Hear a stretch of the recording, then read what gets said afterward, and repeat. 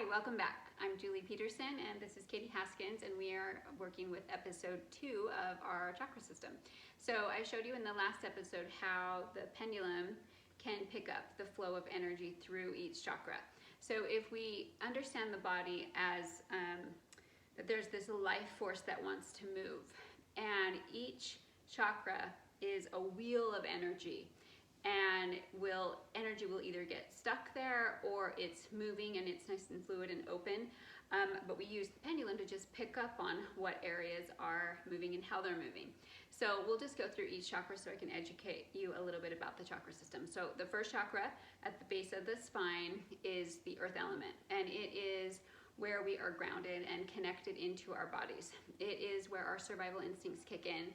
And this is where the life force enters. This is the entry point of life force. So one of the ways that we want to get energy here if we're not feeling really balanced is we want to walk barefoot with the earth, get the bottoms of our feet onto the ground.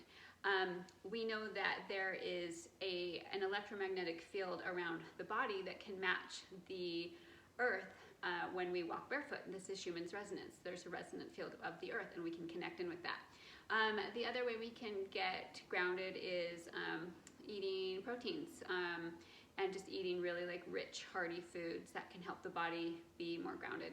And if you want to think of the first chakra as plugging into the earth energy, the way you would plug a cord into the wall, the feet plug into the ground. So that is one of the ways that we can ground. This chakra is also related with safety and home and just how secure we feel in life. So we're not going to go too in depth with all of the ideas around the chakras, but I'm just going to give you an idea of how to balance them if the energy is not flowing there. Okay, so first chakra is earth element. The second chakra is the reproductive organs, and this is everything in the sacrum and the hips, and this is the water element. So anything that moves the hips and gets the energy moving inside of us, think water, think flow, think emotions. This is watery. This is where we're touched by life. This is second chakra. It relates to the pleasure principle. We expand in states of pleasure and contract in states of pain. So when we contract, our energy doesn't move as well. So anything that brings us pleasure, brings us joy, is going to let the energy move more freely there. One of the ways we can balance this chakra is to just any physical movement. Anything that moves the hips and the sacrum. You can think of cat-cow in yoga. You can think of just anything where the hips are swiveling, belly dancing, just any movement, just dance in general. This is also, if you want to think of the area of the second chakra as, this is our creativity. This is where artistic pursuits and just desire, passion, that's where this lives. So if you're really feeling like you're holding in or contracting, then the energy is not going to be flowing as well. This is where you really express what you need and act on it. So that's the second chakra. Okay, so the third chakra is the solar plexus, just right there at the belly button, the navel center. And this is the fire element. This is where we metabolize our food into energy. This is our fire. And our fire is what gives us energy to be in the world and to do. You can think about this life force energy moving in line with our intention. This is our center of will. So we say we're going to do a thing and we do it. We have the energy to do it. We're not too tired, and it's not that we don't follow through. It's that we have a thing and then we act on it. That is the solar plexus and the fire. This is also where our confidence lives and our self-esteem, our sense of self, and just really how we feel about ourselves. So if you think of this energy center, this is the only energy center that's just all soft tissue. Think of the belly, it's all soft. And so if it sags, if it's just sort of folded over, that's a really weak third chakra. Or if you think of just really rigid and just there's no give here, then you might want to soften a bit. So again, thinking of chakras as not working or not, but they can either be excessive or deficient. So thinking of them in that way. So one of the things that we can do to get this chakra going is just any movement. Get up and run. Breathing exercises. We talked about breath of fire in an earlier exercise. or in an earlier video. And Breath of Fire is a fantastic breath practice that will stimulate the third chakra. Okay, so let's move from the third chakra up to the fourth chakra at our heart center. This is our balance point. We have the lower chakras, and then we have the other chakras, and this is that balance point. This is where we express love, compassion, connection, self-acceptance, peace. An excessive chakra here would be someone that's really codependent, and they just give all that they are, and they don't have a sense of boundaries or personal space. They just are really, they just really give up self here. And a deficient fourth chakra would be someone that has a really closed heart, isn't open to love, isn't open to helping or service. And the body will take shape around the chakras. So even a hunched shoulder like this is protecting that heart area, or really rigid and just like stiff. That can be a sign of a deficient or excessive chakra also. So with the, and this is the air element. So if you think about this chakra and how we can balance it, we want to be open. We want to soften. If you think this is, we work with the breath here, and we want to soften our boundaries, our edges, our opinions, our stance on things. We just want to soften and give a little bit here. And if you think of breath, the breath has no edge. It has no boundaries.